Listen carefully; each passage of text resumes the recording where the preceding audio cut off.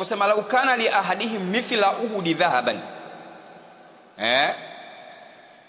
angekuwa mmoja wenu anamiliki mfano wa mlima Uhudi dhahabu. Yani hii ni mubalagha katika kukadiria, yani kuonyesha kwamba kuamini qadari ni wajibu. Hii ni kuonyesha kwamba swala la kuamini qadari ni nini? Wajibu. Kwamba hata kama anamiliki mali kiasi gani, mlima Uhudi ni mlima mkubwa, kwa hiyo makadirio ya hali ya juu. Thumma anfaqahu fi sabilillah,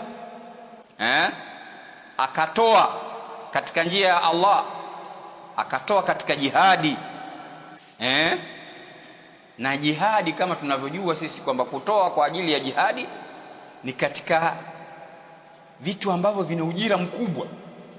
Pamoja na hivyo, Allah asingemkubalia pamoja na wingi wote ule wa mali aliyoitoa, pamoja na utukufu wa ibada ambayo ametoa kwa mali yake kwa ajili hiyo ambayo ni jihadi, lakini Allah asingemkubalia hata yu'mina bil qadar, mpaka aamini qadar.